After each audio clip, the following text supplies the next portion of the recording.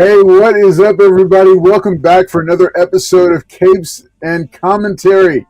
This is a brand new show here on the Carlos Collects Comics channel. I'm Carlos. I'm your host.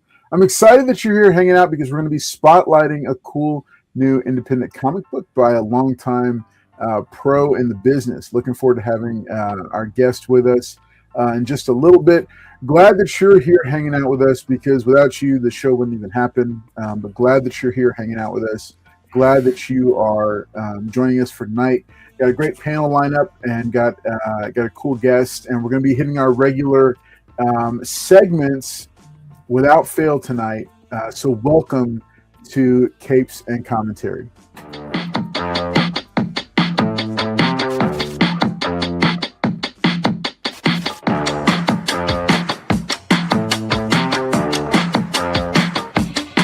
Don't force me out of bed in your society. Don't push me down the road you're bringing down. Don't try to fix my head. All right. Well, hey, we're glad that you're here. I'm going to let our panel go ahead and say hello to you real quick before our guest gets here. He should be here in about 15 minutes or so. But let me go ahead and bring him out because the future Batman is back with us. Future Batman, say hello. The future Batman. Anyways, hey, what's up, guys? We're gonna have a pretty good show tonight. While Carlos does his thing, I'm gonna be in the background, just listening and tuning in. And I want you guys to pay attention because I heard we have a special guest coming on tonight. So I want to know what this is all about. So tune in. Awesome. All right, let's take it over to Paul Comics. What's going on, guys? How's everyone doing? Yeah, I'm just here. See what happens tonight, and hit the like button, share it out. We got future Batman and Carlos and our special guests. Awesome. Oh, right, I got some stuff tonight, Emma. I got some stuff tonight. Now, did Emma have anything to do with this? With you preparing?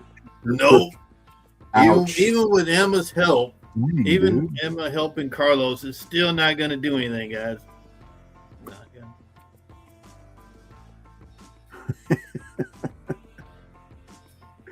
Awesome. All right. Well, hey, we're glad that you're here hanging out with us tonight, chat. Let me go through the chat real quick and say hello to everybody. I know we've got some special messages here. All right. Emma Dudley, Fallen Angel 77541 says, "Good evening, everybody. Happy National Hug a GI Day."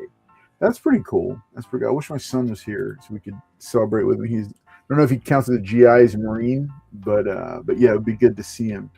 We love you, Dark Continent, in the Ace Ventura voice. Nice. Wolverado dropping in. Glad that you're here. El Green Machine dropping in. He's a member for 27 months. Wow. Time flies when you're having fun. There's Emma Dudley. Everybody is saying hello. There is Gerald Yates. What's up, Gerald Yates? Good to see you as well. Glad that you're here hanging out with us. What is going on? Only 5 minutes late. Well, hey, Paul was ready in time. All right, guys, smash the like button. Yeah, that's right. Hit that like button if you haven't already. Glad that you're here hanging out with us. Joffrey Castro, good to see you. Happy new comic book day. Hey, we had a big release this week, or a few big releases. I'm going to show off one of them and see what y'all think of it. Brooklyn Born, what's up, buddy? I heard Paul finally retired from the show. Oh, wait, never mind. No, he didn't. I know. I don't think it's going to happen anytime soon. There's a better chance of me retiring before Paul retires. Paul, don't be down. He says, don't be sad. Yeah, Paul if y'all always want to see two grown men cry, just tune in, guys, because I got the books that make both of them cry. About all that. He's apparently. Just real quick. I'm just going to tell you. So I had a situation happen earlier. I went to a local comic shop. They had a book. It was a key book. It was a decent price. I wanted to get it for just a few dollars less, and so the cash price was going to be a little bit under what the asking price was. I left the store, drove home, which is about literally 4 minutes, got cash, and my daughter, one of them, got back in the car. We drove back up there. We hadn't been gone from that store for more than 14 to 15 minutes. Got back and it sold. What was the cost? Sold. I don't know. It has to do with a comic convention that is coming to the greater Houston area. And it's a key book. It's one of the books that one of the creators is notable for. Aliens number 1. No. That's another good one. That's another. But no, man, I was like you. I thought he was joking. I thought the shop owner was joking when he told me that. He said, "No, man, it's sold." I was like, "You've got to be kidding me!" And he said, "I said no, there's no way it's sold." He said, "Yeah, man, it's sold." I said, "You got to be." I can't even believe it. But hey, that's all right because, if you know what, if it was meant to be, it would have happened. It would still be there. I mean, what are the odds, right? That it would sell less than 15 minutes after I first walked out of the store. So I don't know. Maybe I should have just put it on my debit card because I would have had to do that. Okay, so people are asking, what do they think it was? Care Bears number 1? No, I don't know. It was not. Although I don't know. I might have grabbed that. It sold to Paul because he wanted it. Carlos has to keep the comic book piggy bank in the trunk. I need to carry more cash with me because this shop does have some good deals from time to time. That's where I got my Punisher number 1 from the limited series. So you guys know this is not what to do, guys. He noticed the camera's off. He's probably holding the comic book. He probably found a way to wrangle it from me, even though I don't know how he does it, but he might have. So anyway, so that was my little tale of woe from earlier tonight. Literally happened like 2 hours ago, and I was like, I can't believe this happened. All right, so hey, if you've wondered, real quick before we get too much further into the show, if you've wondered, hey, how can you help support the channel and get access to cool stuff and get some comic books, which we're going to be starting some cool stuff off this year. I'm going to be doing pick of the quarters. To be sending out this one of the same book to every channel member that's a part. Idea. It's a cool idea. We'll see how it works because they're always going to be new. Those are always going to be new comics. They're not going to really eat into what each person's box, like the worth of the box. It's going to be more like a thing where I'm kind of getting in the habit of doing that. So I'm looking forward to that because this summer is a big release coming up. But we'll get to that. But anyway, check this out. If you want to know how to become a channel member, watch this quick video.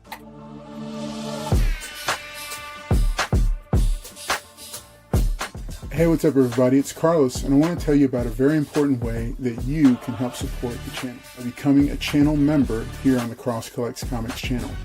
We have 2 tiers of membership. The Man of Steel, which is priced at $4.99 per month, and what that gets you is exclusive access into the channel member only live stream, Carlos and Friends, which is on the 1st and 3rd Friday of every month. The other channel member tier that we have is the Dark Knight member tier. For $14.99 a month, actually gets you a quarterly care package picked out by me of books that are sent to you. It's the best kind of mystery box because it's shaped around the questionnaire that you answer to give me information. So please consider becoming a channel member here on the Cross Collects Comics channel. Thanks. All right, you've heard enough from me. That's the alternate me, the AI me. But glad that you are here hanging out with us tonight. And just a couple, I see some more people. Hey, Producer D is dropping into the chat and saying hello.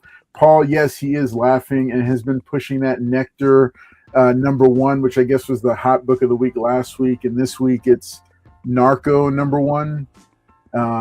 Yes, El Green Machine, that is the big one. Dark Knight tier. A lot of cool stuff that goes out. I've got some slabs here that are going out to a couple of our channel members and a lot of cool books. So lots more coming down the pipe.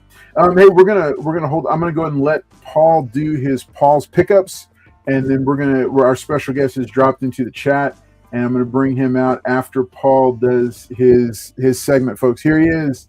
Here's Paul Comics with what he picked up this week. And let me All right, let me get his mood music. I got Let me get your special music, Paul. Got a light week this week, guys. Another light week. But this is just the new comic books. This isn't the haul books yet. No. All right, let's get started. All right, got another one of these. Harley Quinn 59. Like these Christmas covers. Christmas cover. Got a couple of these right here. Poison Ivy 42. The EOM. Light week tonight. Light week, guys. Light week. Got another EOM, the Batgirl. That's a pretty cool cover. Yeah, I thought it was this way, but yeah, it's a cool cover. Who did that? Who did that one? EOM. Hey, zoom in on her face. On her face. Oh, it looks almost like Adam Hughes. Wow, it does. Yeah, like the artwork. Like Adam Hughes does like the big eyes. I really like this book, so grabbed a couple. Yeah, it's a cool cover too. Amazing Spider-Man 23. I don't know who did this, but I like the one where he's like kissing Peter, and the Venom is kind of like on the side, kind of like sighing. I like that one. So you know this one's the DCKO Dark Side. That's the variant cover. So is that DCKO number 5? Yes, sir. DCKO number 5, Dark Side variant cover. Oh, Sonic Racing Crossroads. One shot. I like these race games, or the racing games, so I had to get the book. They're racing around the world. Got the Wolverine 17. Oh yeah, the first that little bug character. The little what? Yeah, he's like a the bug character. Yeah, he's like the new character that they're introducing. Yeah. You know, I had to get the Absolute Superman. This is the first 17. Parasite. Absolute Parasite. Got a couple of those. And they came out with this week. This is the 11th print. But I like how the blue kind of matches the logo a little bit. Ooh. 11th print.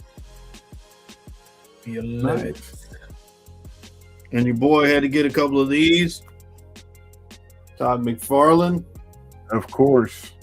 Says, hi, Todd. That's cute.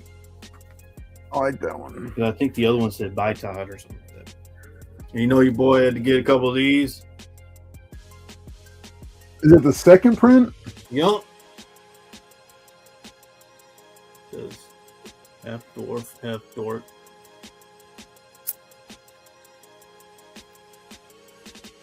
I think Wolverado said about this one, but I could only find a couple of copies, so your boy had to get a couple.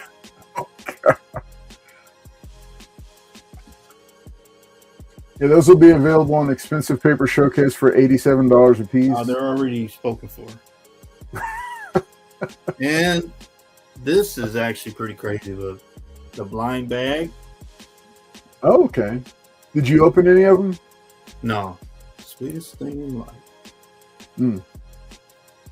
It is kind of a cool, like, and vampire. This one I'm gonna take out of the bag because y'all got to see this. But y'all know I'm a big fan of this. There you go.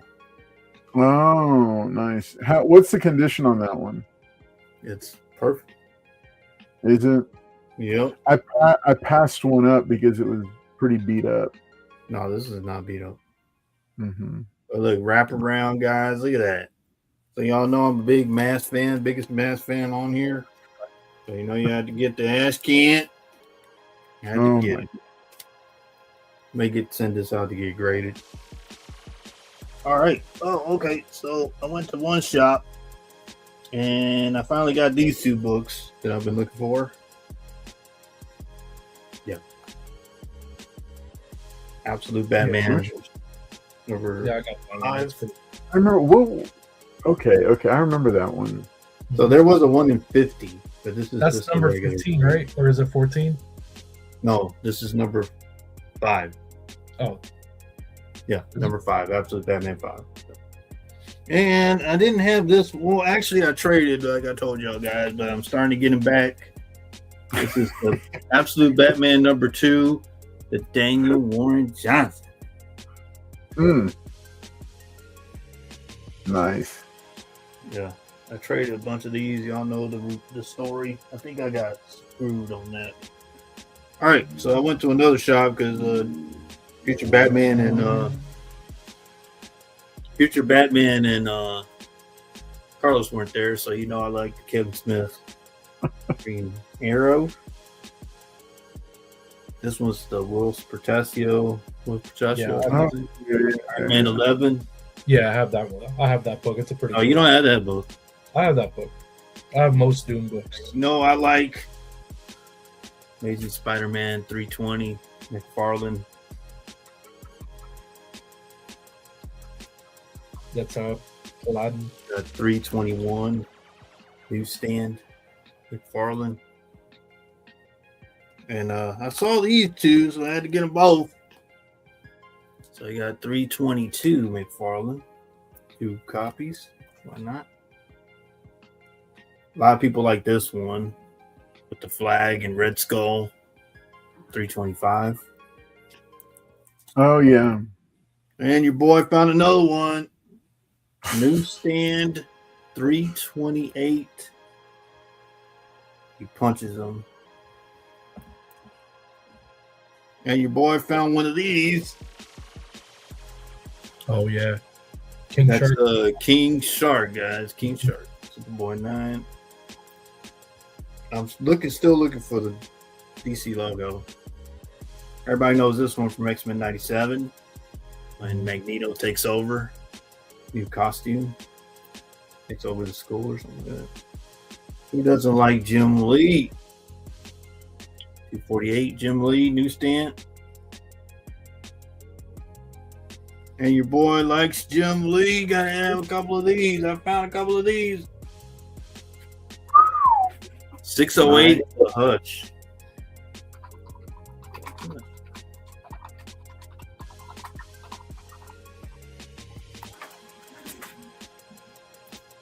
And you know I had to get the 609. The actual first appearance of Hush. Yup. And then I had found this one. This is the Gotham City Sirens #1, the Harley Battle Damage, signed by Tyler Kirkham with a little. This got a little sticker. Tyler Kirkham. I don't really like Tyler Kirkham as much anymore, man. I don't know. That's why I kept finding them. And the last one, who doesn't like Batman 50? That's a cool cover. Yeah, it's like there's a connecting cover. So this starts off with that, and then it goes. Yeah, there's one with Nightwing. Yep. Mm-hmm. With the certificate. Oh wow. Those are the reject. That's the reject book. That's what that is, Paul. Yeah, so this is a Jason Campbell, guys. Oh. Everybody was mad at that book. This week. Thank you. Nice. All right. So obviously he picked up all the good books. Somebody in the chat said, glad I don't live in Houston. It'd be useless to go to a comic shop with Paul around. Believe it or not, there are still places that Paul does not make it to, even though he did make my first appearance of Carnage earlier tonight. All right, folks. Hey, thanks so much for. I'm gonna let the guys step back into the green room, and then and we're gonna go and bring him out in a second here. But thanks to Paul for showing off his pickups for the week. We're gonna have Jens, the future Batmans, in just a minute. We'll bring those guys back in to hang out and talk with us. But I wanted to go ahead and introduce and bring out our special guest for tonight, Adam Santangelo, has written for Marvel Comics. He's done Spider-Man, and he is now launching a creator-owned title. He's a couple issues in, and we're going to hear more about that. But let's welcome Adam Santangelo to the show, to Capes and Commentary. Adam, great to be here. Thanks for having me on. It's great to have you, man. Thanks so much for being here tonight. So I love the setup in the background. Now I'm immediately wanting to know what you've got going on there. Well, there's a lot of Marvel, a lot of omnibuses, and some essential editions back here. But it's more than just Marvel. There's some DC here. There's my Akira's. There's a bunch of film books over on this side. So it's a big collection. I just like the idea of having a wall of books that I love. Dude, I am there for it. That is awesome. I love that. That's like the perfect backdrop. Okay, so real quick, just like shameless plug, do you have the omnibus that contains some of your works in there? Funny enough, I do, and it's crazy that this even exists. So you mentioned I worked for Marvel. I should full disclosure, I did that 30 years ago. I was 17 years old, and I was a high school intern, and then I pitched and sold some stories. And they came out during the Clone Saga of Spider-Man, and I have a bunch of copies of them myself. But crazy enough, actually, it's here. I can see it now that the picture's bigger. The Spider-Man Ben Reilly Omnibus Volume 1 collected a whole pile of issues from that period, including both of my stories in one book. So not only am I a Marvel Omnibus collector, but one of them has a couple stories by me in it. So. That is awesome, man. That is so cool. So, okay, so I got to ask you this real quick before we kind of dive into some of the other items. Do you ever go back? Because it was such an early kind of entry into the industry. Do you ever go back and reread what you wrote much earlier, and then what's your reaction to that when you do that? If you do that. Yeah, I do. I mean, it's two stories, and so it's not, it doesn't take a lot of time to revisit them, but I think they came out pretty well. It's weird, when you get to be an older guy, the 17-year-old version of yourself almost seems like a whole different person. But when I look at what he wrote and the way we scripted, and by the way, the first of the stories wound up being drawn by Sal Buscema, recently passed away, but wow. A legend. He's amazing. And so I can hardly believe that happened. And I look at the story now, and credit to the artist. The first one was Sal Buscema, the second one was Mike Manley. But they made me look good. And to the extent that, it's my words there and everything, I'm pretty proud of what I did. There's maybe things I did in later years that I'm less proud of, but I really think I did a good job when I was 17. Somehow they came out really well. That is awesome. That is really cool. Very cool. Well, the thing that had kind of thrown you in front of me, had put you in on back on my radar, I guess, was I saw some ads for Mantle that were running, and I said, "Oh, this looks kind of cool." I'm a fan of teen superheroes, like Teen Titans and just Invincible and just teen superheroes, and I saw Mantle, and it was intriguing. I was like, "Oh, okay, this of course, cover art always grabs the eye," and I saw it. I thought that was kind of cool, and that's kind of what drew me into reaching out. So I wanted to, I did want to spend the majority of our time talking about that, and kind of get you to tell me, I guess, give me tell me about Mantle. Well, it's a story about a 14-year-old boy named VJ who lives. He goes to high school. He's really badly bullied in school, and can't do anything about it until one day he finds a power glove, like a mech glove, in his dead father's closet. And it's, this weapon is the opportunity for him to strike back. And should he do that? Is it the right thing to do? If he does do it, no spoilers, but what new problems might that open up for him to, bring a weapon to school and shoot it at one of the bullies? So, right. So it's really kind of like a coming of age, bullied teenager story. somewhat based out of my own experiences, but somewhat just based out of my love for like other stories like this in comic books and movies. And I've got them both right here, actually. You mentioned you like the covers. That's the cover of number 1 right here. And then issue number 2, I like the cover even better. Beautiful. So we've got 2 out so far. Yeah, let me bring those up so the folks can check them out. I threw together a couple of slides here. This is what Adam was talking about here. This is just a little bit about VJ. I'm pronouncing it correct, right? VJ? That's right. Yep. Yeah. And here's the cover like he showed for issue number 1 from Mantle.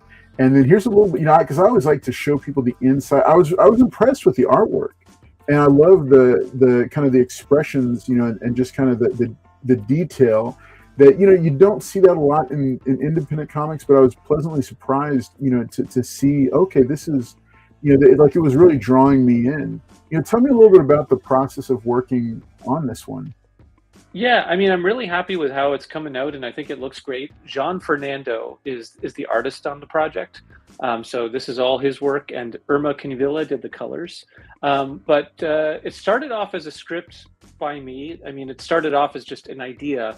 I really wanted to get back to doing comics, and so I sort of pitched some ideas to myself. I said, like, let's come up with 5 potential ideas. This was one of them. It's the one that really caught my imagination. I went out looking for artists. I did a search on social media, got a bunch of submissions, and a few of them were potentials. And when I connected with Jean, it just seemed like the rapport flowed well. He was really easy to deal with. I loved the work. I like it. Honestly, the whole thing came out, his artwork and how it eventually turned out is beyond my expectations of what I wanted this project to look like. But we've been working on it for quite a while. Like, we started with an 11-page pitch. We took a break, and I was looking to see, how I might get this going. And ultimately, I self-published it. We're almost done with issue 3 now, and it's going great. That's awesome. So I'm excited, like, because so like, what are the plans, like the larger plans for kind of, I guess, the Mantle universe, and because it's great that other characters pop up, like other super characters. I don't want to give it too much away, because I do want to recommend that people, we're going to give them the website at the end and tell them how they can support and everything. But I do recommend picking it up. I know after reading through some of the elements, I said, man, I'm going to have to go ahead and order the first 2 issues and keep track of when other issues come. So where does it go from here? Sure. Well, one thing I can say that I don't think is a spoiler is that VJ lives in a world where superheroes exist. There are characters in mech armor. There are caped heroes. They don't have anything to do with his life. He's just a bully kid, and no one is coming to his defense. But the superheroes of the world will play a role in the story. Let's leave it at that. And as you said, there's this larger universe around him. So the first 4 issues, the 4 issues that we're looking to finish this year, 2 more to come, will tell us a complete story. So there will be a resolution at the end of issue 4. There may or may not be some story threads left hanging for a sequel. And then I have an idea of what happens in, I guess I would call it the second volume, but very focused on just getting to the end of that 4th issue, because that was the original conception of the story that kicked all this off. I knew what happened at the end of issue 4, and I'm really excited to get to it. That's very cool, because I hear a lot, that, when you're writing, start with the end in mind, like where you want to land. So you knew definitively it's 4 issues and this is the story. Yeah, I agree with that, right, with the end in mind. I think I heard Mark Miller say that once, and probably a lot of other great writers as well. But in fact, like when I started this, I think it was something like 32 or 36 pages with the same ending. So at one point I was like, I didn't think I had it in me to like self-publish 4 comic books. I was going to do 1, and I knew how it started and knew how it ended. The more I thought about it, the more it just seemed like that was rushing the story, and it didn't have room to breathe. And I wound up expanding that idea into 4 issues, 3 cliffhangers, an ending, and I think that's sort of taken on its best form. So ultimately it's like a 100-page first story of Mantle, and then we'll do more after that if I'm still alive and kicking at the end of all this work. Nice. I mean, and it's got to be like a tremendous amount of stuff that you're doing to do all this. I mean, give us just like a little quick glimpse into the behind the scenes of what does it take to put together, to take this from just, cocktail napkin idea to actually you're now broaching issue 3. Yeah, well, there was a bunch of writing that went on before any other participant was involved. Like it started as just an idea, like a paragraph. I kind of wanted to like pitch the idea, even if I was just pitching it to myself. Then I began sort of fleshing out the story, and you might have heard of screenwriters working with like cue cards, and just each cue card is a scene. I did that on paper, but same idea. I just started writing down the moments that I could see in my mind, and I do it nice and loosely, or I think I did it in a word processor, so you can easily move everything around. But had a Google Doc, and I'm just moving scenes around. Okay, I know how it starts. I know the big thing that happens near the beginning. I know the very ending. I know the climax, and you just start like plopping scenes into the story, and then you go to bed that night. You think about it. You get some more ideas. And once you've got that working document, I find the ideas start to flow really quickly. The hardest part is the blank page, but once you've got something, then you're just like, oh, I'm missing something there. Oh, I've got another idea. Something just came to me. So did that.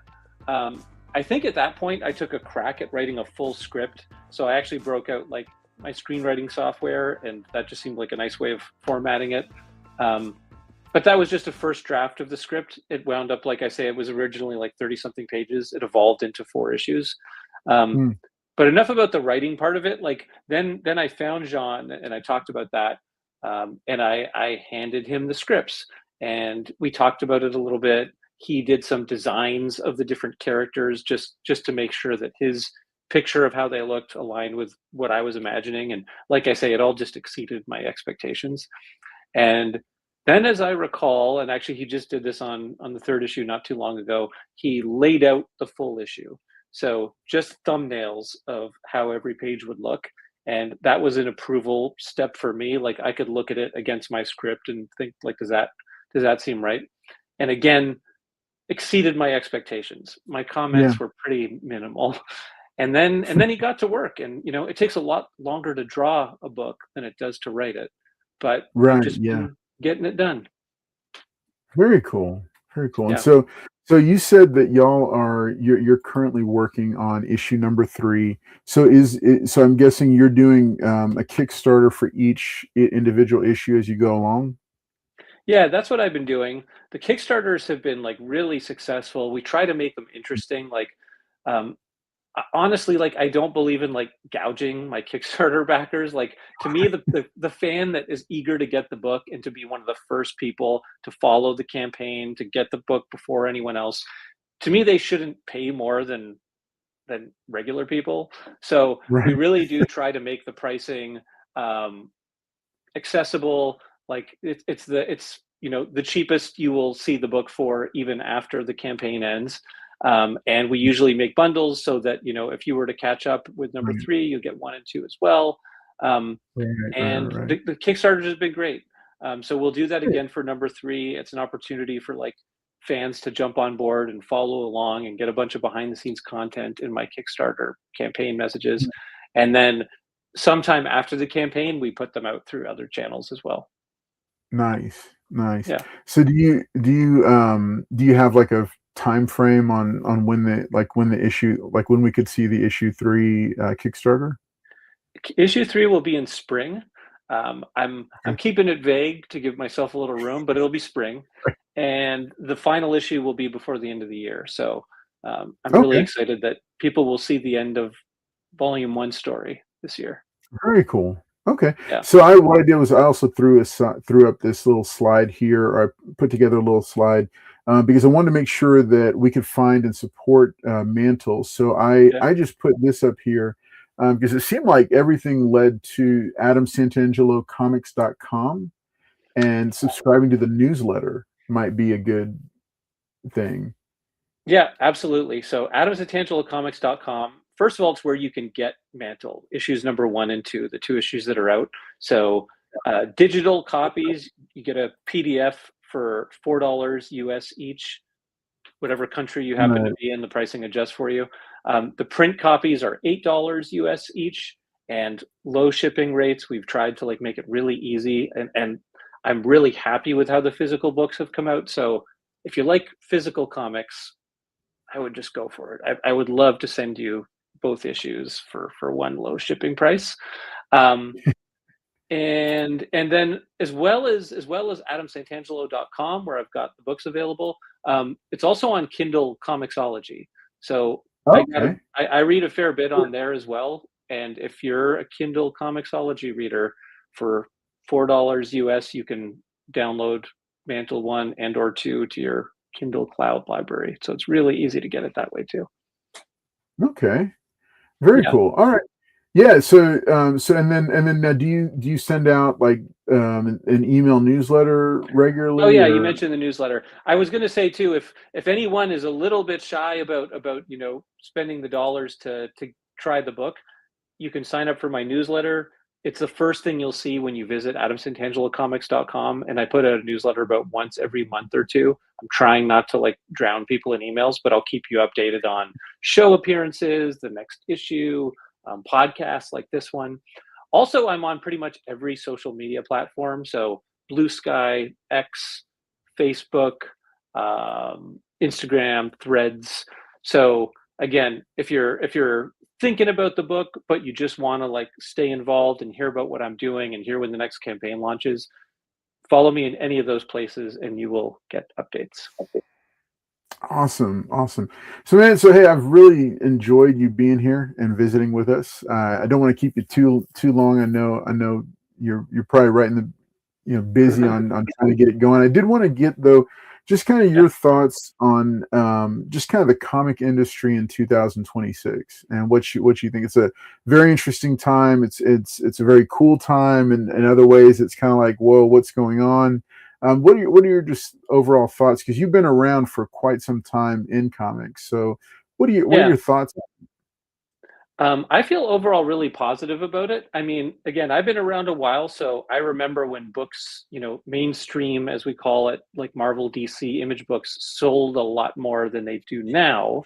But that doesn't make me depressed. I just think things have changed. Like it's not as much of a mainstream, young person's medium as it used to be. I think that's fair to say. On the other hand, I think there's super fun stuff coming out for Marvel, DC, Image. Like I was just watching the previous segment. I bought some of those same books this week. I really enjoy this stuff. I think all the new Marvel DC stuff that's going on looks super fun. Skybound is doing such fun stuff. Ghost Machine. Oh yeah. I think like indies. Well, let me get my terms right. I think more alternative stuff from big publishers there's really cool stuff coming out. Then there's the indie thing and the Kickstarters, which I'm now part of, and like there's just a whole world of comics out there. But the last thing I'll say, the thing that makes me most optimistic is I have a kid who reads graphic novels, young adult graphic novels, and like we don't really consider that part of the comics industry, but it's massive. There's so many more copies of like Dogman being sold than there are of any comic book that we think of as mainstream. And maybe we look at that and we think, well, that's not what we're really interested in. But like all those kids are reading. Like we weren't reading. Like you were a super nerd if you read comics when I was her age. Right. But these kids are all reading comics, and they're going to grow up, and comics are going to be a thing that they enjoy. And we'll see what they gravitate towards in 5-10 years. I think it's just really exciting that there's such a broad base of young people reading comics now. Yeah, no, Sim, I'm so glad you said that, because I'm guessing you have a child. I have two that are probably maybe in the same range. I've got a 10-year-old and a 12-year-old. The 10-year-old, I got a 9-year-old. You got a 9-year. Okay, yeah. Because as soon as you said Dogman, I said, okay, yeah, because she's in. My younger one is into. Was it Investigators? Yeah, and I've seen that one. like and Dogman. She's a big fan of Dogman, and some of the others. My older one actually, what was really cool. I'll just tell you this just because was she picked up the Crypto, the Last Dog, on Earth. I think it's either on Earth or on Krypton. She picked that miniseries up, or I'd added it to my box for her, my pull list, and she enjoyed it because she just loves animals, and so she loves comics about animals. So yeah, like you, I'm also optimistic because there are a lot of new young readers that are coming into it. I love it because for me, literacy is a big deal, and just young people reading and not just becoming brain mushed because of all the streaming options. But I love the fact that they're reading because also grew up with a lot of great stories in comics, and I was one of those super nerds that was reading comics in middle school, but now it's like they're everywhere, so it's really cool. Yeah, all right. Yeah, absolutely. Well, Adam, hey, thanks so much. I don't want to keep you, but thanks so much for being here tonight, for joining us, and for talking with us for a little bit. I'm gonna bring the guys back out, and we're gonna keep going. But thank you again. I'll put this screen up here one more time so people can see it. Remember, check out AdamSantangeloComics.com. He's got all his social media channels linked there, and you can find out more information. Also, I do highly recommend signing up for the newsletter so that you can keep track of when the next Kickstarter launches for Mantle. Definitely looking forward to seeing more come about and seeing this story come to a conclusion and where it goes from here. Because I love that. That's my favorite shot. There is the when he blasts the bully with the glove, because that's just so dynamic. So dynamic. I think that one came out great too. And thank you so much for having me on. It's been awesome chatting. I really appreciate the attention, and I hope people check out the book. I would love to hear what people think about it. I would love to ship you some copies. So check it out. Awesome. Looking forward to it. Well, Adam, thanks so much for being here, and we will see it. Maybe we'll have to have you come back on another time. All right. Yeah, would love to do that. Yeah, thank you. All right. Take care. You too. All right, folks. Hey, so we're going to go ahead. We still got Retro Reader Review coming back, and then we're also going to bring on the future Batman to see what he's going to get on his soapbox about tonight. So thanks so much again to Adam Santangelo. Remember, make sure and check out AdamSantangelo.com. Just cool stuff. Yeah, it was one of those things. I saw it, and I saw it come up live. I saw it come up on an ad on Facebook. I just thought, man, this is really cool. So I wanted to check it out. I'm glad he was able to join us for it. So yeah, his Spider-Man holiday special that came out in 1995 is pretty good. So he has so those specials always have like 4 or 5 stories that are collaborated into one book, and sometimes you'll have like you'll have a winter special that introduced like Squirrel Girl. I think he wrote a character where I think the mailman finds out that Aunt May has passed away, and he goes to see her grave for the first time. And as he's like recollecting, I guess, his memories, and I guess he didn't have a proper way of saying goodbye to her. He sees another woman named, I can't remember her name, Greenwald or something like that. She ends up, he hears her crying, and he breaks down in tears. And so they have a conversation at the cemetery, and then he tells her, he's like, hey, look, I'm alone, and for the holidays, and you're alone for the holidays. How about we spend the holidays with each other? It's good writing for like for, I think he said he was 17 when he wrote it. So this came out in 1995. I was a kid when I was reading this type of stuff. I went to we didn't grow up very rich, so Walgreens used to have like these comics that didn't sell, right? they would bundle them up in like, 30 cents for like $1 or something. Like you buy 3 comics for like $1. And I would just go to Walgreens and just buy comic books that nobody wanted. And they're like new. Hey, Jen, real quick, let me stop you real quick. Okay, so Adam, man, this is really cool. So Adam is like super impressed that you remember the whole story. Oh, and so he wants to jump. He wants to jump back on to kind of talk with. I mean, this is awesome that you remember the story that well. And so yeah, I'm gonna go. Bring it back in. Look at the cover. All right, let me bring it back in. But, all right, Adam.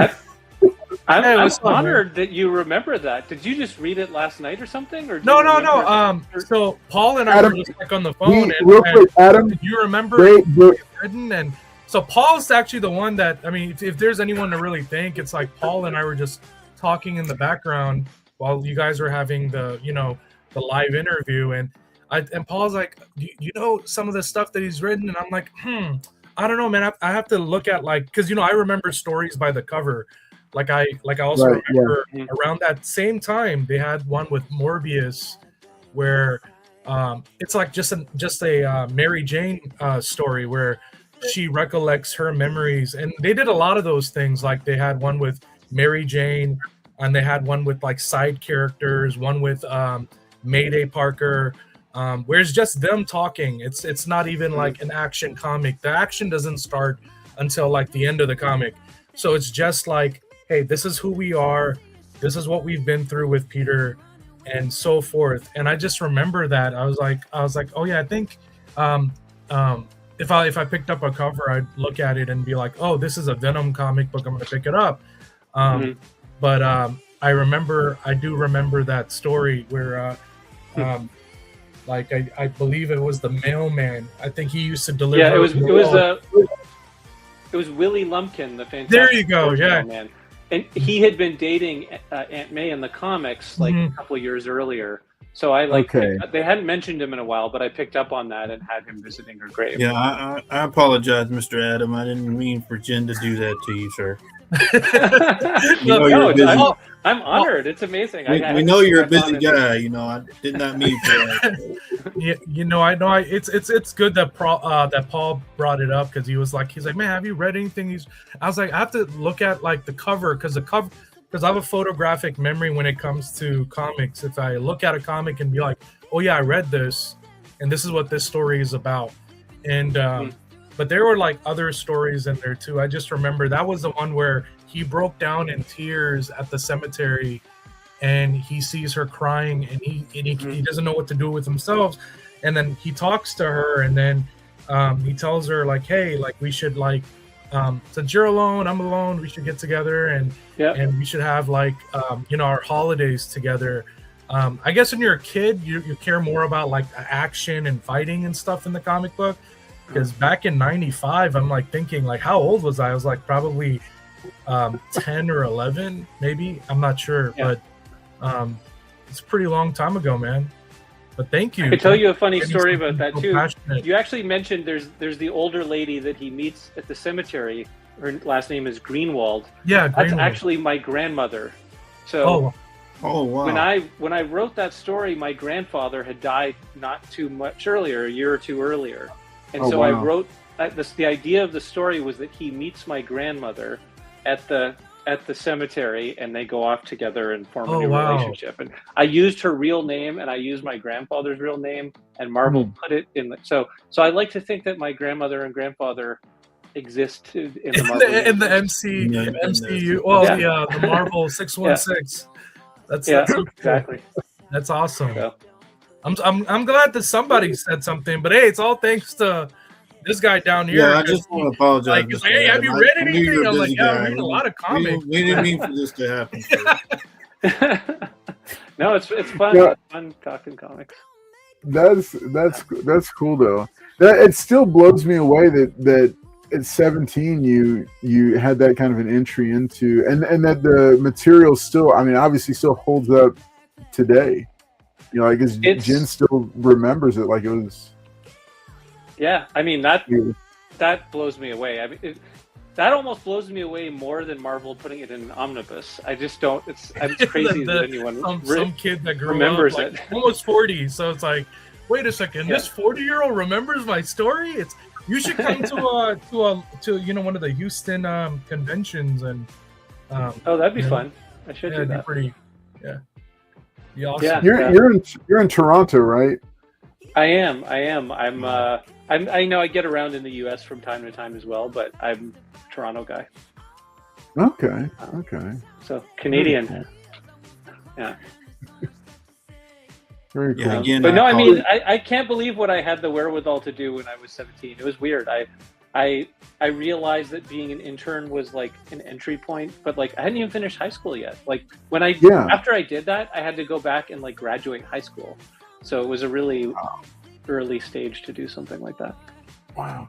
And so like how did that come about with the with the stories? Like did you mention it to an editor, or did you like how did it find its way into?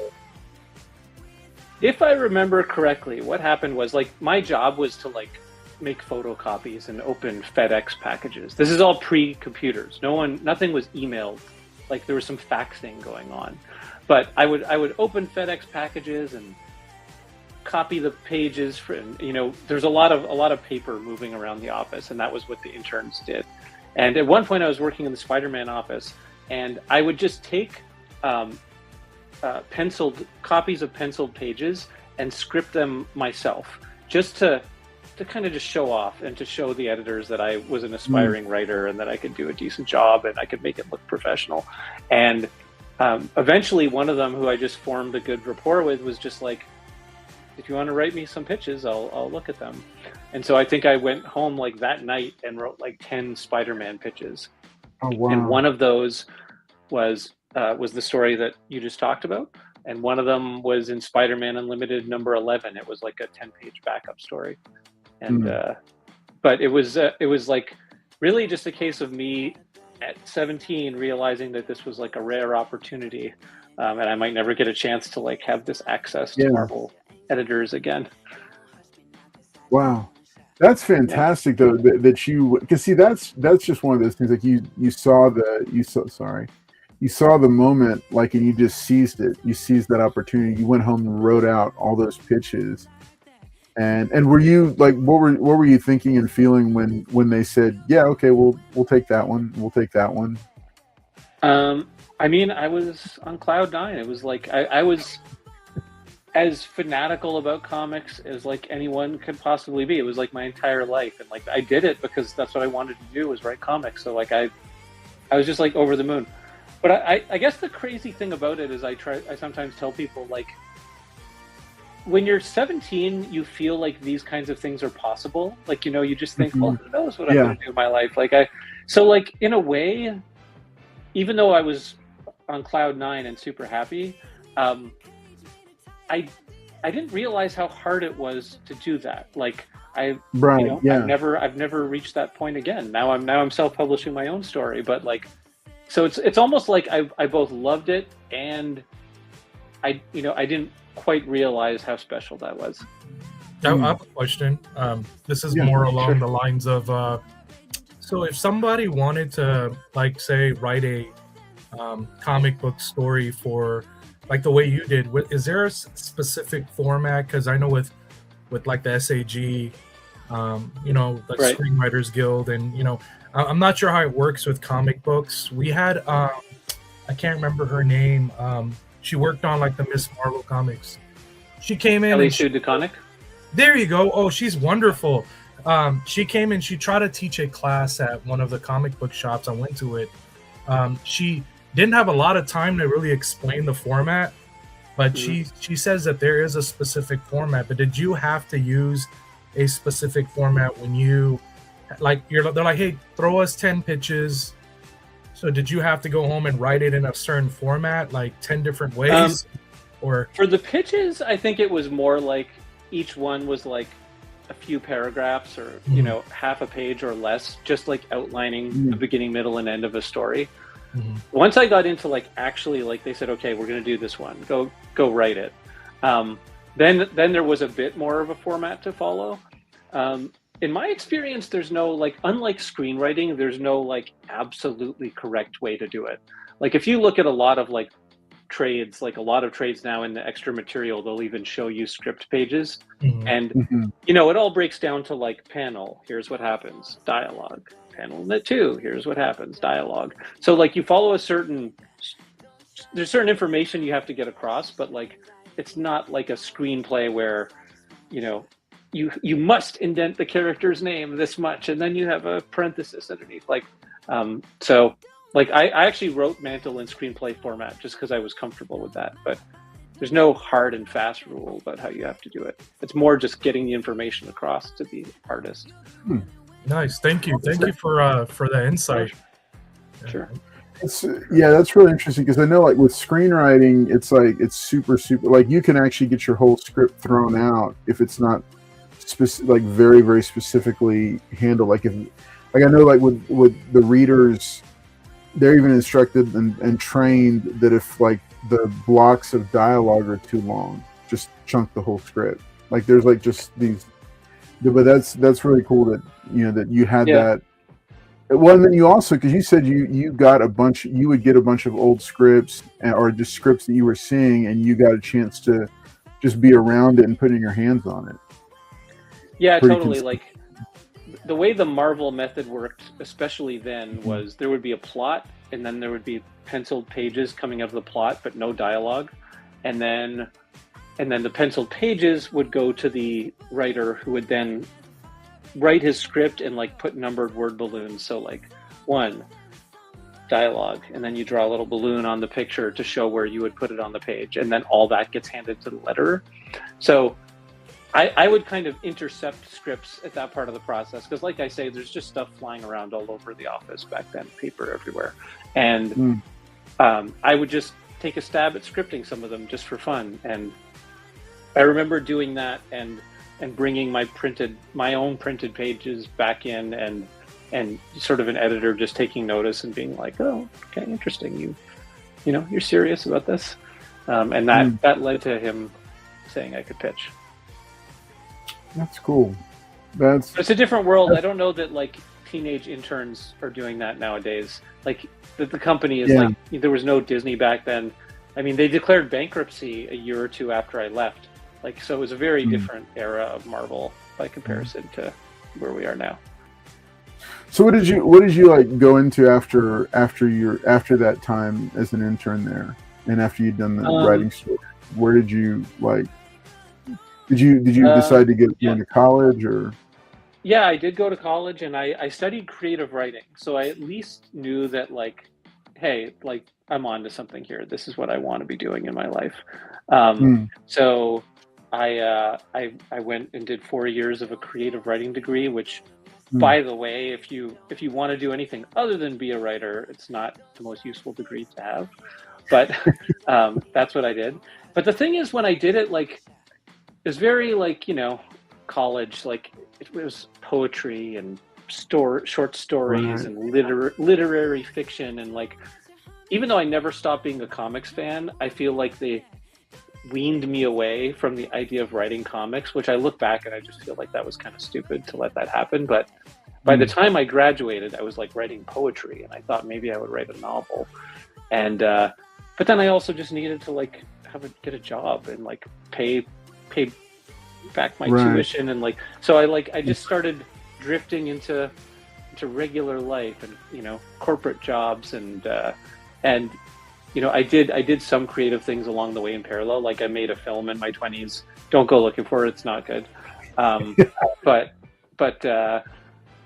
I kept up the creative passion. But I've had a whole career since then doing like technology type stuff.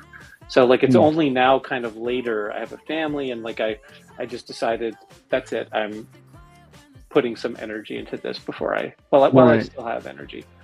Right. Yeah. Yeah. Because it's one of those. It's amazing how fast like life, just all of a sudden one day you wake up and you're like, okay, whoa, hang on, like a whole decade or 2 decades have passed without me putting energy into these creative endeavors that I need to do. You know, that are just like needing to get out. So it's wow. That's cool. It's encouraging though. It's exciting to see this kind of coming to fruition. Do you have I guess in addition to Mantle, are there some other comic stories that you want to pursue? There's a few ideas in the back of my head, and I guess the other thing is like I actually did just contribute a story to. I'm trying to remember the full title of it. It's called Vagabond, and it's by Charlie McKelvey, who publishes like a line of indie books, and I just met him through my own Kickstarter journey. So I wrote a short story that's going to be in his book that's hitting Kickstarter this spring as well. Okay. So actually, I probably should be hyping that up more. But part of why I did that is like I would love to get back into just writing other people's characters too. Like I think that's really fun. Is like taking something that already exists and coming up with a clever idea for a story. Very cool. Do you still have like any contacts that are still connected at either at any of the publishers that you would reach out to say, hey, can I pitch you on something, or like do you still have any of those contacts, or has that kind of faded?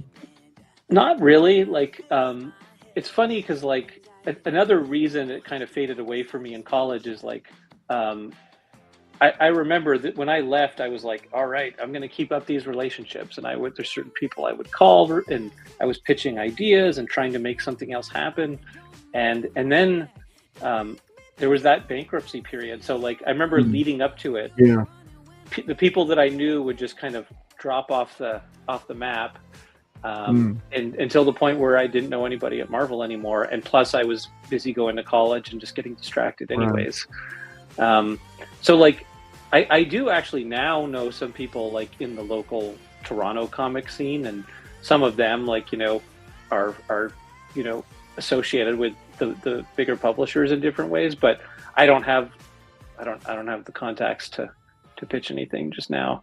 I figure like, I guess my approach was like, I'm just going to do this and put my energy into what I can do in something that's within my control and put it out there and see what comes of it. But either way, I get to make my own comic. Yeah, no, that's so cool. So now, okay, so you're doing the 4 individual issues. When you get to the 4th issue Kickstarter, is there going to be a trade paperback version or like a collected edition? Probably. Don't wait for it if you're listening. If you want to check it out, please support the issues, because without the support for the issues, there won't be anything. But I've thought about that. Like, the nice thing again about self-publishing is like it's all my material. And if at some point down the road I want to put out a book, which as you can see, I love my collected editions. I will do that for sure. Like it's in the cards. It's just a matter of when. Nice. Okay, so Comic Geek, if you still got to, and at any point, if you have to jump off, tell me. Okay, but I would love to have you. I was going to say the same. Like, I don't want to. I feel like I'm ruining y'all's conversation. So no, man. Are you kidding? Are you kidding? No, Carlos. Right. Yeah. No. I do a segment on this show called Retro Reader Review.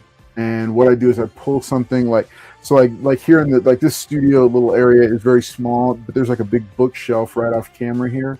And so I always go back to like an old favorite, like just a collected edition, right? Sure. An old favorite story that's been out of the spotlight, not something that is kind of front of mind, but just something that's been out of the limelight for a little while. Like last week, I think that it was the early 2000s JLA, like the Superman mullet era JLA, when Grant Morrison brought back the Big Seven, and Howard Porter was doing art, and they relaunched it there. And that had amazing stories throughout the entire run, like Rock of Ages and Tower of Babel, and a bunch of like just amazing JLA stories, like big, intergalactic, just big budget blockbuster JLA stories. So that's what I talked about last week. If there was one like storyline or collected edition, like, or trade that you would pick out out of the wall behind you? Like, what would be a couple of them? Well, like if you're the first thing that pops into my head is one of my favorite comics of all time, which is The Punisher Max. Oh yeah, oh, It was written by Garth Ennis. I think Goran Parlov and Howard Chaykin did the art in this volume, but a lot of great artists throughout the run. But like when we talked a lot about me as a teenager. When I was a teenager, I was a Punisher fan. He's been my favorite since then. And Punisher comics aren't always good. He's had his moments, but I remember when Punisher Max came out. Like Garth Ennis had already done some Marvel Knights Punisher, but when he did Punisher Max, it was like suddenly my favorite character had combined with one of the best written comics I'd ever read, and like to this day, this run on Punisher Max is possibly the very best comics I've ever read. It's just like, and again, I don't know if people have read it, but basically the idea is Punisher Frank Castle fought in the Vietnam War, and now we're in the early 2000s, and he has killed thousands of people as the Punisher ever since. And it's just about this older guy who's completely lost, but carrying on this mission. And it's just really dark, but like amazing, like crime comics. Nice. I see people in the chat are saying they like it too. So. Yeah. There's a lot of people. I'm also a big Punisher fan from back then. So I still do single issues, and I'm rounding the home stretch on the original. So I have the limited series, the 5-issue limited series, and then building that first ongoing run that they had. Was like I think it was Mike Barron. Klaus Janson was on there. Yeah. And but then and then the first volume of Punisher War Journal. Jim Lee, Carl Potts. Which I got a chance to meet Carl Potts at a convention I think 2 years ago. Fantastic conversation. I tried so hard to get him on, but he didn't want to. He was like, no, because he like teaches like these writing classes and stuff, and he's done. I think he's one of those guys. He's done every like podcast or whatever. He's just like, no. He's like, I don't just buy my book and talk about my book. And I was like, okay. But yeah, no, those two runs I'm in the process of building, because like that was the Punisher that I remember like growing. That was like my era of, I think I was like 13, 14 when those were coming out. And that was around the time, because for me, Jim Lee is like the artist that really shaped my comic sensibilities, and or at least the top one that did. There's a bunch of others. So what's another one that you would pick out? Yeah, you're doing good, Adam, because I don't remember Carlos even saying about these things. I like Barracuda in there, so that's why I was like, Barracuda is awesome. Yeah, he's like, I think that's his like very first introduction, right? Like it's like he appeared in like a couple different arcs. I think a few arcs towards the end of the Max run. Yeah, and one of the final ones, they revealed that Frank Castle actually had a daughter. I hope this isn't a spoiler. I don't know. No. But and Barracuda was threatening the daughter. So suddenly it was this new dimension where like it was almost like the Punisher was no longer the Punisher. He had a child to care about. It was really good. Yeah, I think my favorite thing about that run was the Slavers. Where Eastern Europe, they kidnap this woman, and I think she like jumps off a bridge or something, and she just survives, and she whispers to the Punisher what had happened, and then he goes on this human trafficking like hunt. It's like so realistic, like CIA writing. It just goes into it goes into what Punisher comics should have been, like no, like it's there's no censorship. Yeah. It's extremely bloody, very dark, strictly for adults. But he destroys the whole human trafficking ring. He saves those girls. He does all these crazy things, and even the covers are what makes. So, like I said, I used to be very big on just collecting the covers, but the covers draw you in, and the writing makes it even better that you bought it, not just for the cover, but because the story is also really, really good.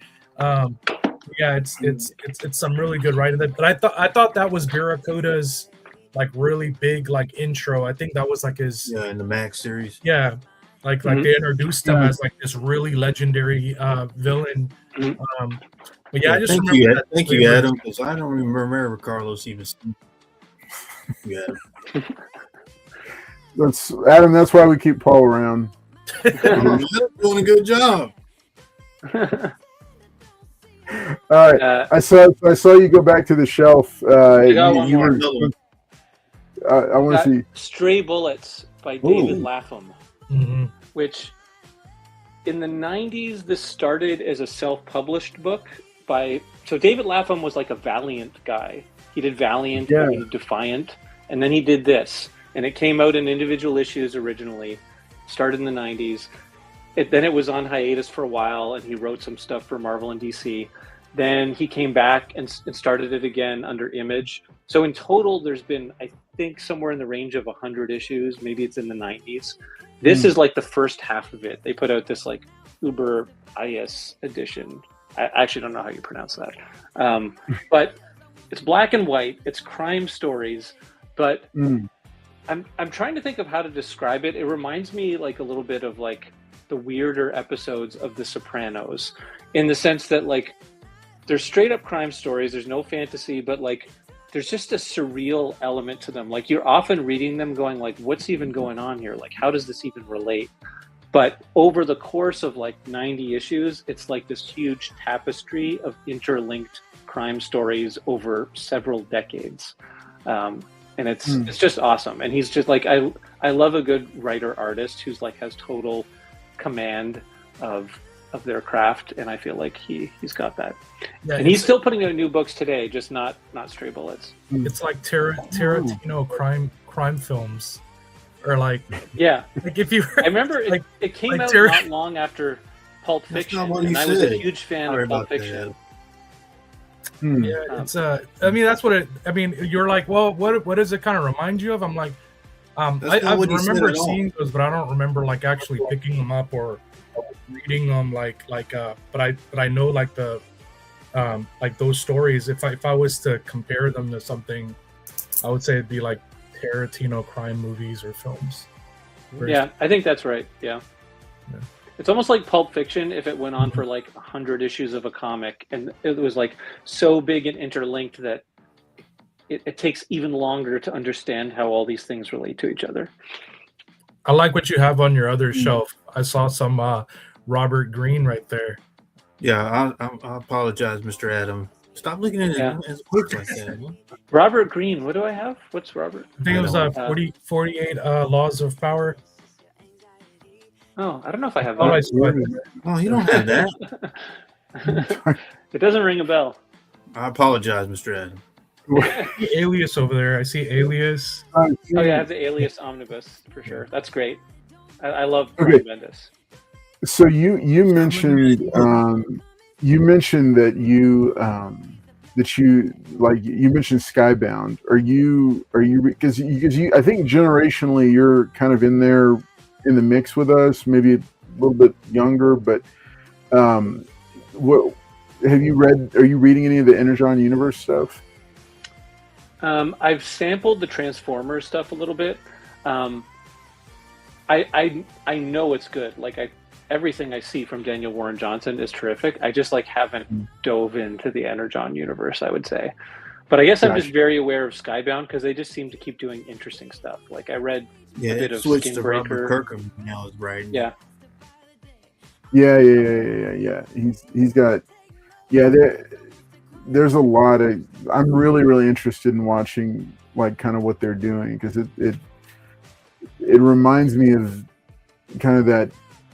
There was like a segment of time when like Boom Studios was really when Ross Ritchie was like still owned it, and it was like there was just like bam, one after the other kind of thing. So yeah, I've really been pleased with the Energon universe and how they're taking like these old properties where they could have just done like fan service, but they're actually injecting a lot of new ideas and taking it in different directions, like really approaching it as like with a truly fresh take, which we haven't seen since it came out.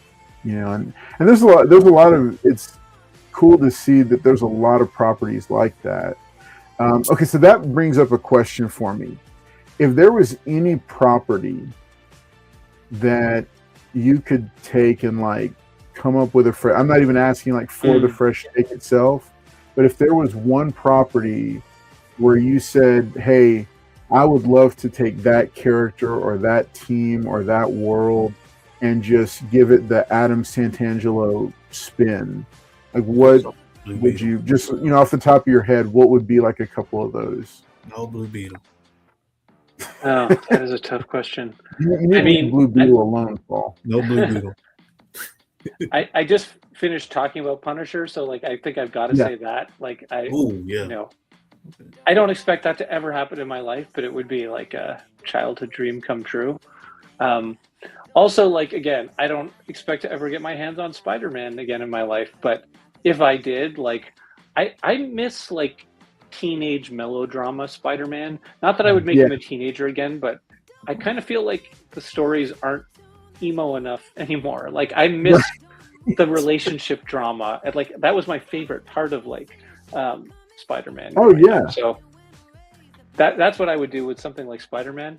I don't know. I'm trying to think. Maybe I'll think of something while we're talking, but like I love a lot of stuff. It's just not. I can't think of what property I would bring back.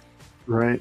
Now, because have you read any of Ultimate Spider-Man at all? The new Ultimate the new Spider-Man? one, the Jonathan Hickman. Yeah, I read all of it. Yeah. Okay. Yeah, because I thought that was a really interesting because he like his genesis was Spider-Man as a teenage superhero, but competing in a world of adult superheroes. Like being a peer amongst, a mortal among gods, so to speak. And just try as they might, they cannot keep him there. He keeps aging out of it, and moving on. Like even the movies, they kept him in high school for whole 3 films, but now they're moving him on. And so, I think that's, I don't know. I thought it was interesting to have Spider-Man with his own kind of beginning teen kids, and that kind of like reintroducing the teen element through that, but still, it's still not, it's not Peter Parker as a teenager. Yeah. I also thought it was good for like people in our demographic, like in the sense that it's like, what if you became Spider-Man as part of like a midlife crisis? Like we can probably all relate to that more than the original Spider-Man origin at this point. Yeah. There's actually, I'm sorry. I mean, when you said that, the midlife thing, there's a comic actually called Midlife, and it's about a guy in our age, which I thought was, just it made perfect sense given the shifting demographic of single issue comic readers. Mm-hmm. It's a guy our age who discovers he has powers, and what do you do like when you're our age, like with kids and the wife and a house.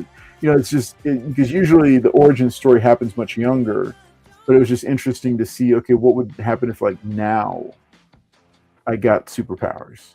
And it's interesting. I only picked up the first issue or 2, but I like the premise. But there's so many comic books right now. Can't get them all. Same. You just have to like shoot your shots at the ones you can afford. Yeah. How about Taskmaster? You guys are talking about like Punisher and Spider-Man, and one of my favorite Taskmaster's stories were. Like after his contract, he'd go home, and it was very similar to like the way you wrote the like the cemetery story. It was just straight up just him trying to remember what's happened to him and who this person is that's taking care of him. It's this nurse that takes care of him. Her name is Mercedes. And after like his missions, she takes care of his contracts and then his health, and she like helps him remember again. And then after the missions, he forgets her again. So she has to continuously keep doing that to make sure that his mind and his body, his soul, everything is stable. But I think that'd be cool if you wrote something along those lines of maybe Taskmaster, because he's so underrated. Never gets any love. This guy can go toe to toe with Punisher. He's gone toe to toe with Avengers, Deadpool. He's made Deadpool look like a fool multiple times. Then there's also there's another character too who's very similar to Taskmaster. I think he's called Agent X. Also Agent X. Like you can do maybe write a story on something that's like not very well known, because I know a lot of people that are going back into comics, or they try to go back into comics. They'll do characters and they'll revive them, and then readers will pick up a book and be like, whoa, this character is really cool. And there's like, yeah, this character's been around since like the past 30 years. Yeah, but this is written really good. Like, and then they'll just keep using the person to write the stories. You're right. I should probably have like an inventory of like, C-list characters that I would bring back. I should have a quicker answer to this question. No, I mean, I just think I would love to read something that's Taskmaster based, like very similar to like the way you wrote like the cemetery scene with like him and the nurse, like that nurse character, Mercedes. She had like maybe 2 or 3 really good like conversations with him in the book. And he like realizes right before he forgets it gets to like flowers for Algernon. Like every single time it's like flowers for Algernon.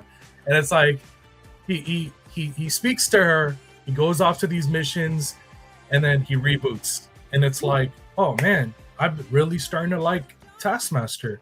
I didn't think I'd like Taskmaster, but he's actually one of my top 10s because of it's just bittersweet. He's just like this really lonely character, has a lot of character development there, but no one knows how to write him correctly. Every Taskmaster book that I've picked up, I've dropped after like issue 3. So issue 3 I've dropped it because it's just don't know how to write. He's such a cool, like, that's such a cool power set.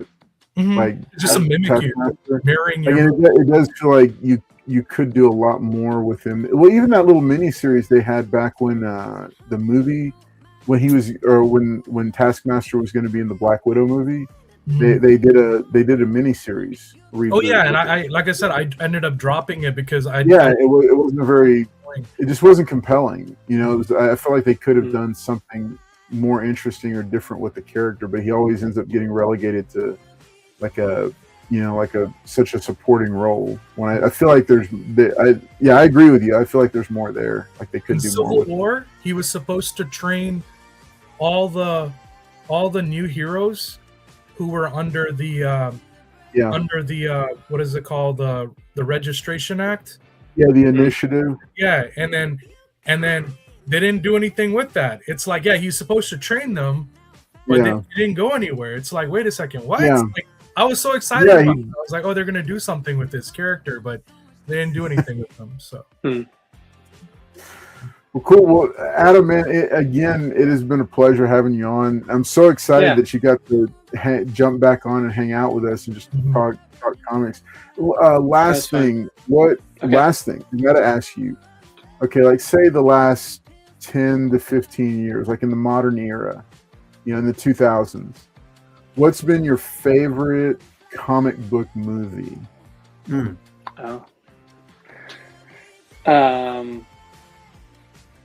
Or series. Tell you what, we'll open it up. Comic book movie or series, doesn't have to be superheroes, can be anything that was based on a graphic novel of some sort. Yeah. Everything that's popping into my head is Marvel. So I'm going to say 2 or 3 Marvel things. I'm going to say Spider-Man Into the Spider-Verse. I just think that is like transcendently good. Like it's beyond Spider-Man. Sometimes I have to convince people. Doesn't matter if you like Spider-Man. I think I've got to say Avengers Endgame. Like, it's an obvious one, but like, who would have ever thought we would get that in our lives? It's just incredible where the peak that reached. And then maybe I'll say the Guardians of the Galaxy trilogy that James Gunn did. I'm leaving out so many other movies here, but like, I just feel like Guardians of the Galaxy was really special and well done. Yeah. So did you? Okay, so I gotta ask because you brought that up. What do you think of the James Gunn's Superman? I liked it a lot.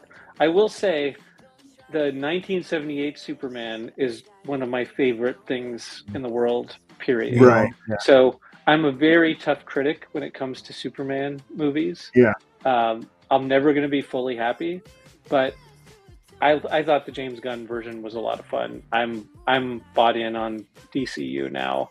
I never thought I cared about a Supergirl movie, but by the end of that movie, I'm like, all right, bring on Supergirl. Sounds good. But I know it's controversial. I know some people did not like this. Maybe you guys did. I don't know. Yeah, he kept getting beat up all the time. I mean, that's something. Here we go. I agree. That's a good movie. Well, I mean, I opened the can of worms. I knew it was going to happen. It was going to get Paul going, and Jen's biting his tongue right now. No, I loved it. I thought the movie was good, but I agree with you. The 1978 version is what you hold it up against, because that movie made you believe a man could fly. Well, he did fly.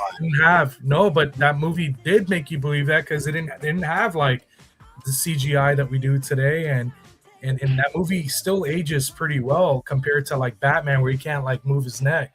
Like Hey man, don't do Michael Keaton like that. Come on. I know people have very, very strong opinions about Superman movies, though, so I'm trying to avoid getting drawn into sharing. I like that they brought in crypto. That's the thing I liked about it. Yeah, that was a unique. That was a good for this one. The deal is Christopher Reeve set the bar so high that it's because he was natural. He was naturally Superman. Mm-hmm. I also like that they just used like parts of the John Williams score, and even some of like the look of the Fortress of Solitude and some of the titles and everything. Like, to me, like, why throw all that out? Like, you already have this amazing Superman stuff. Just use it again. So I thought that was good.